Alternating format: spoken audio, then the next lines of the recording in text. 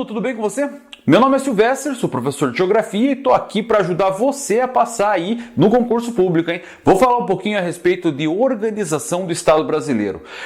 Para começar toda essa situação, nós precisamos entender então que as leis que regem o país, que regem o Estado brasileiro, o Estado nacional, uma entidade jurídica, é importante lembrar, não necessariamente um Estado membro da federação, que eu vou explicar um pouquinho mais para vocês. Mas aquilo que formata e que dá as características dessa instituição jurídica que é o Estado brasileiro é a Constituição Federal. A nossa Constituição foi criada em 1988, então, no primeiro artigo dela, ela diz mais ou menos assim, ó: a República Federativa do Brasil é formada pela união indissolúvel dos estados, municípios e do Distrito Federal.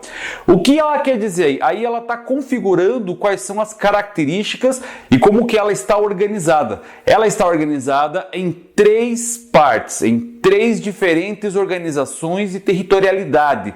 A União, que engloba todos os estados membros, todo o território brasileiro do qual nós conhecemos, os estados, que são aí as unidades pertencentes a esta federação, e os municípios, que são localidades que estão englobadas aí como áreas administrativas dentro dos estados.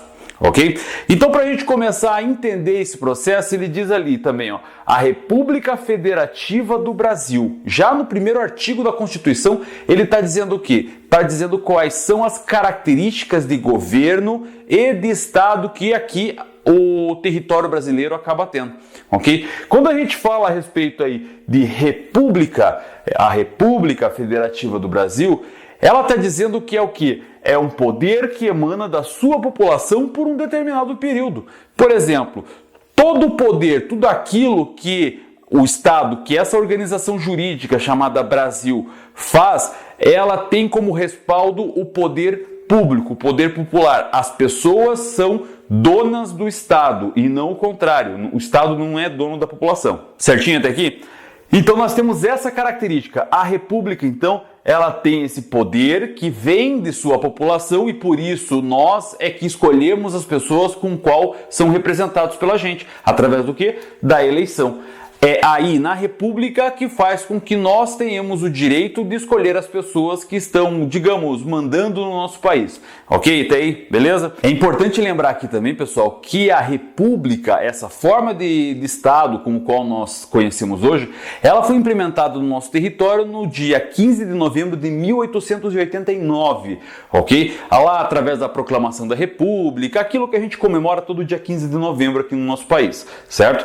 Porém, ela foi imposta, a República foi imposta em contrapartida a um outro sistema, que é a monarquia, ok? E ela foi imposta nessa época aí, e ela só foi legitimada, de fato, no ano de 1993, quando houve, então, um plebiscito no Brasil, que definia se nós nós preferíamos o sistema republicano ou o sistema monárquico e também o seu sistema, a forma de governo, que era presidencialista ou parlamentarista.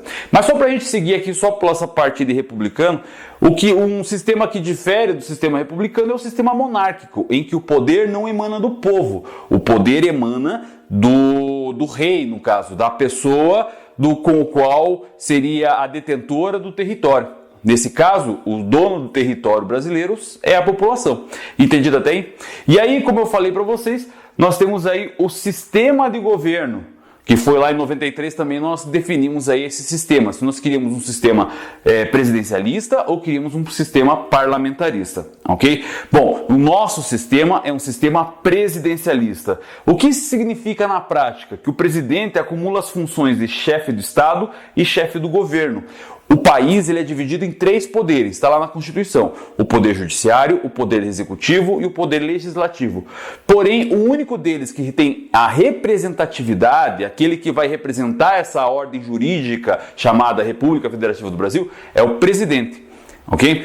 Então, além dele administrar o Estado brasileiro, de administrar o país, ele também é a figura física que representa todo esse Estado, o presidente da República. Então, no sistema presidencialista, nós temos essa acumulação de funções de chefe de Estado e chefe de governo. Ele, além de ser o cara que vai administrar todo o trabalho, ele também vai ser o cara que vai representar o Estado perante outros Estados. Entenderam mais ou menos como é que funciona? Bom, além do sistema presidencialista, existe também o sistema parlamentarista, que é o quê? Que, nesse caso, o presidente não acumula funções. A função no sistema parlamentarista, ela fica na figura do chefe de Estado para o presidente, no caso de um parlamentarismo republicano, ou na figura do rei, se for um parlamentarismo monárquico. Ok?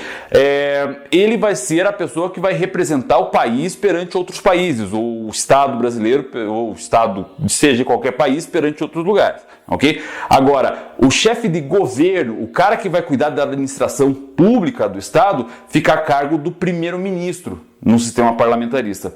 No nosso caso, o representante tanto do governo quanto do Estado fica em cargo do presidente, por isso nossa característica de governo presidencialista. Ok? Fechou até aí? Continuando.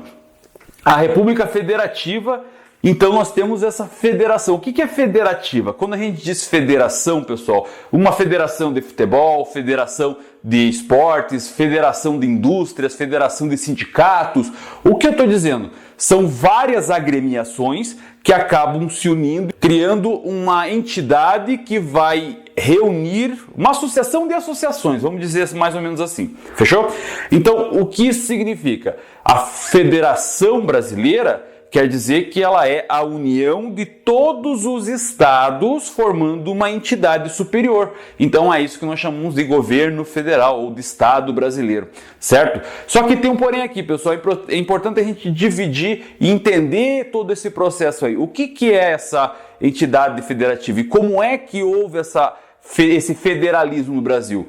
Existem duas formas que podem acontecer. No Brasil, nós temos o chamado federalismo centrífugo, ou seja, foi a partir de um Estado total que houve a distribuição de setores administrativos.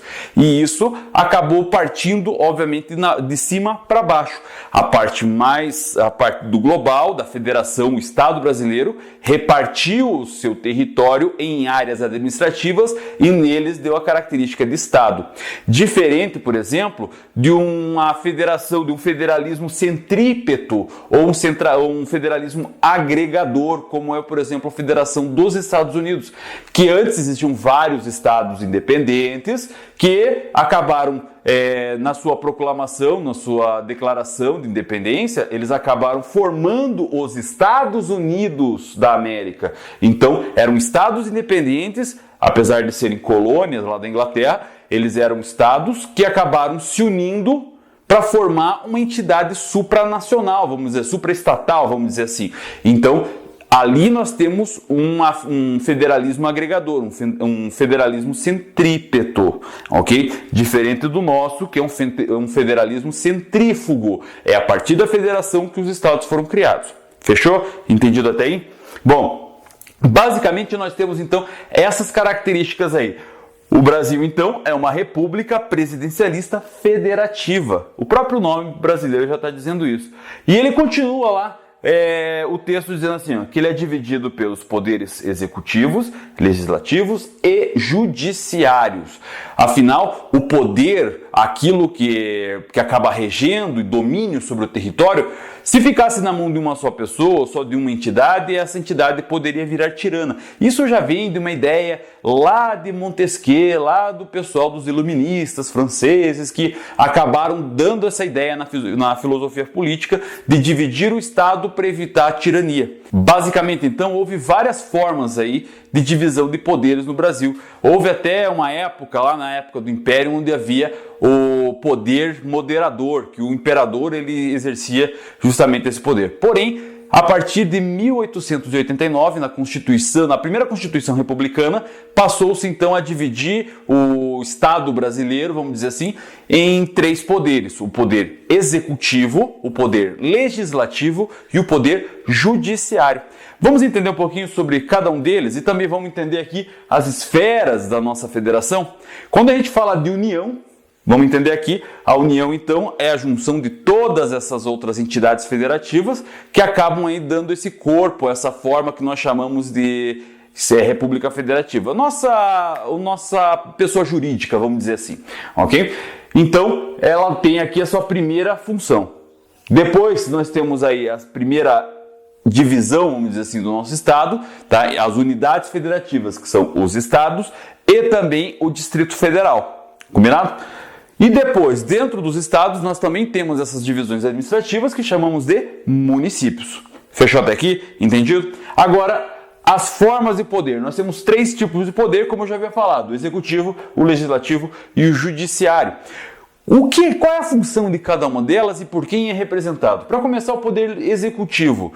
O poder executivo, na Constituição brasileira, ele tem os caráteres administrativo, ou seja, o presidente é o chefe do governo, ok? E também o poder representativo, ou seja, o presidente também é chefe de Estado, é na figura dele que vai ser responsabilizada qualquer situação da pessoa jurídica Brasil, manjou?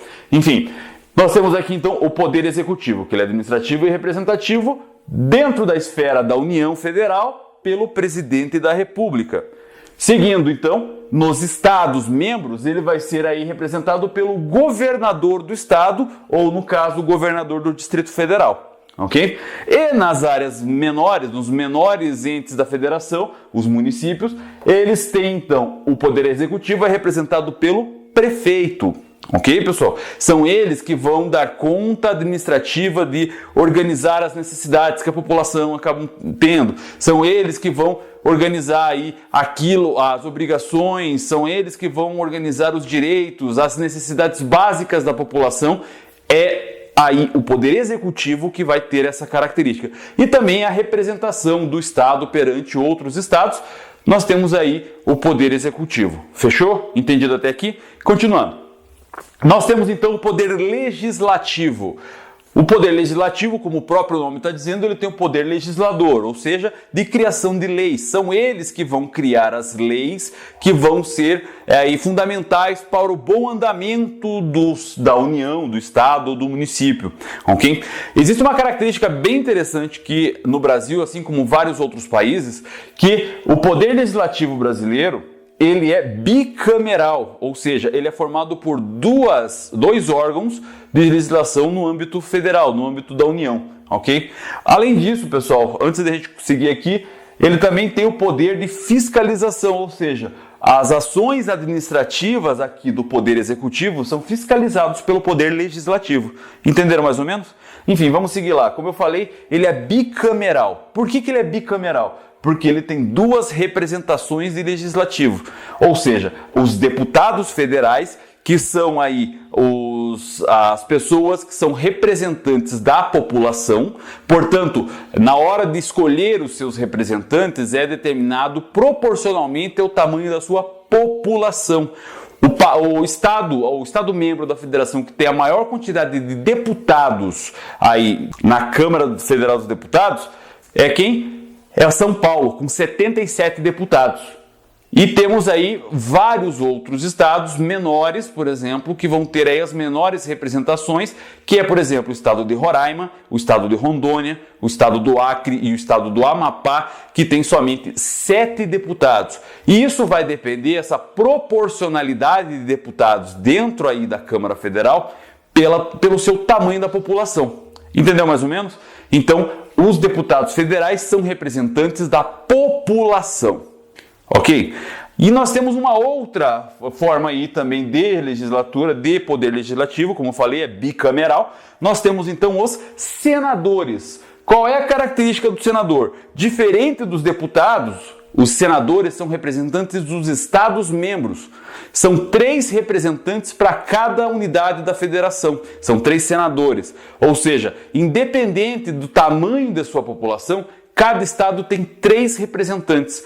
Cada representante desse vai ter aí uma legislatura de 8 anos e sempre intercalado, por exemplo, em um ano vai ter eleição para um senador, daqui a 4 anos vai ter eleição para 2, depois para 1, depois para 2.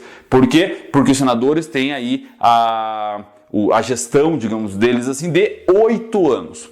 Entendido até aqui? Enquanto os deputados federais são representantes da população, os senadores são representantes dos estados membros, 3 em cada estado. Temos então 81 senadores no Brasil e temos 513 deputados federais. Fechou até aí? Bom, no poder judiciário, no nível da União, nós vamos ter os ministros. Quem são os ministros? É a mais alta corte de justiça, porque o poder judiciário vai ser o fiscalizador do poder legislativo e do poder executivo, além de ser um poder de arbítrio, ou seja, ele vai decidir os contenciosos, ele vai decidir os problemas, as divergências que estão acontecendo, e isso seja em qualquer aspecto, seja na população, seja no direito individual, seja o direito público, seja as regras que foram criadas pelo executivo ou legislativo, é o poder judiciário que será o arbitrário, o árbitro de toda essa situação, o julgador, aquilo que vai dar certo, aquilo que não, aquilo que está em conformidade com a Constituição, é ele que vai fazer. No Poder Federal é organizado então pelo ministro, seja ele do Supremo Tribunal Federal, seja ele da Justiça Comum, Superior Tribunal de Justiça, seja ele nas formas especiais da Justiça, como a Justiça Militar, o Superior Tribunal Militar, ou Superior Tribunal Federal, o Superior Tribunal Eleitoral. Existem aí vários setores especializados, o Superior Tribunal do Trabalho, e eles que vão determinar, obviamente, todos os contenciosos. Eles são a última instância de qualquer contencioso, qualquer problema que possa acontecer aí no direito da população, direito público ou privado. Entendeu até aí? Bom, basicamente então temos essa forma aqui dos poderes distribuídos pela União. E aí nós temos os estados membros da federação. O poder executivo, nesse caso, representado pelo governador, que eu já falei. Dentro do poder legislativo, nós temos os deputados estaduais, ou no caso do Distrito Federal, os deputados distritais.